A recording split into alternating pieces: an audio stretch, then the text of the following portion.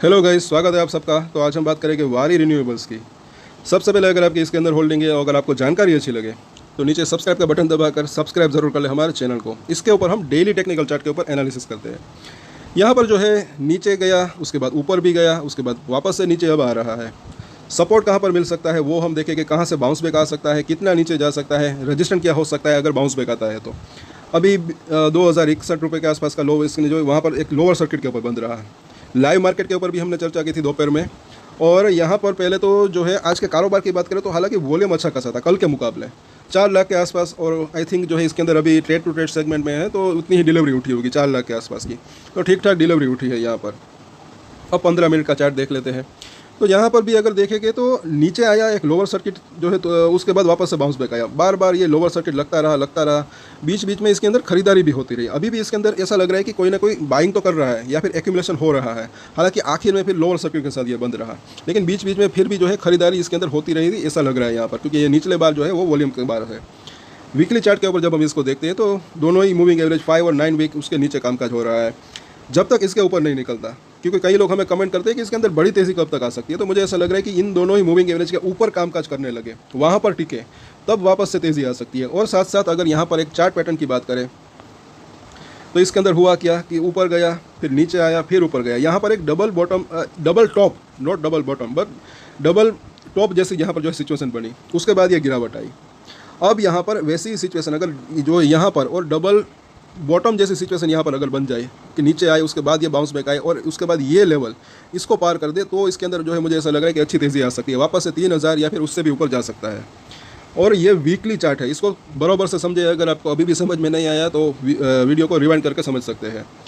Weekly chart है, वक्त भी लग सकता है, थोड़ा कंसोलिडेशन भी हो सकता है, क्योंकि इसके अंदर अगर आप देखेंगे यहाँ पर 400-500 रुपये के आसपास का ये तेज़ी की शुरुआत हुई थी, 3000 तक गया था। अच्छी खासी तेज़ी ऑलमोस्ट इसके अंदर आ चुकी। तो अब ये थोड़ा कंसोलिडेशन यहाँ पर चल रहा है कहीं ना कहीं, और ये ऐसा होता भी है कई बार, ऐसा मतलब कि। और क्योंकि आप खुद समझ सकते हैं कि जिन्होंने यहाँ पर ख़रीदा होगा, यहाँ पर ख़रीदा होगा, तो जाहिर सी बात है वो शायद यहाँ पर बेचने भी आ सकते हैं। और आगे हम देखें, और उससे पहले यहाँ पर आप देख सकते हैं कि 5 और 9 वीक का मूविंग एवरेज इंपॉर्टेंट क्यों है, क्योंकि ये जब तेज़ी आ रही थी यहाँ पर तो इस दोनों ही मूविंग एवरेज के ऊपर कामकाज हो रहा था। नीचे जा रहा था, फिर सपोर्ट लेकर वापस से ऊपर चला जा रहा था, लेकिन जैसे ही इसको तोड़ा उसके बाद एक गिरावट आई और अभी भी वो सिलसिला जारी है।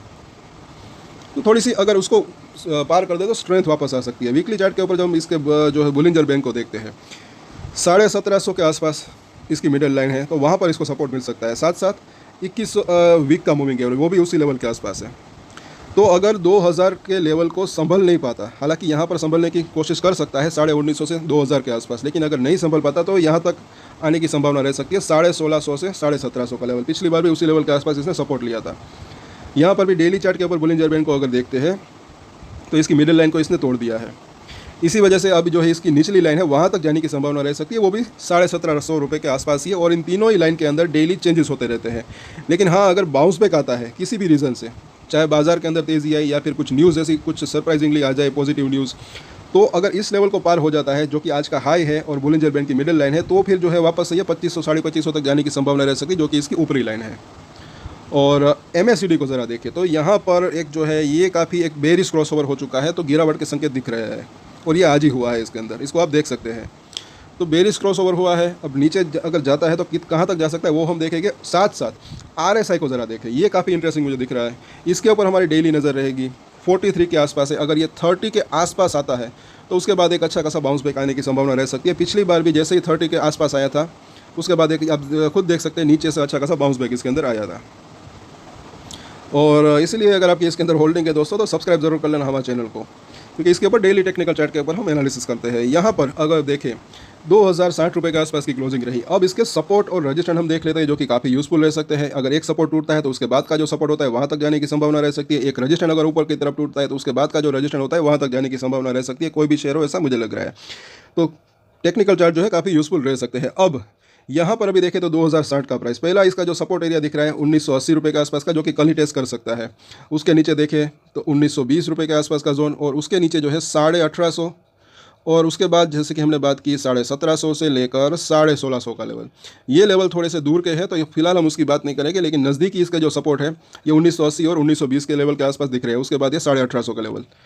और रेजिस्टेंट की बात करें तो पहला रेजिस्टेंट जो है इसका जो दिख रहा है तकरीबन 2200 रुपये के आसपास का जोन, उसके बाद जो है 2350 और उसके बाद जो है 2500 का लेवल। तो ये इसके नज़दीकी रेजिस्टेंट दिख रहे हैं। शॉर्ट टर्म की हम यहाँ पर बात कर रहे हैं। बाकी लॉन्ग टर्म की अगर बात करें तो मुझे ऐसा लग रहा है कि एक अच्छी तेज़ी की संभावना रह सकती है, क्योंकि ये जो है ग्रीन एनर्जी के अंदर है और ग्रीन एनर्जी क्षेत्र जो है वो आने वाले समय में अच्छा ग्रो कर सकता है। तो शॉर्ट टर्म में वॉलेटिलिटी रह सकती है, लेकिन लॉन्ग टर्म के लिए मुझे ऐसा लग रहा है कि अच्छा रह सकता है।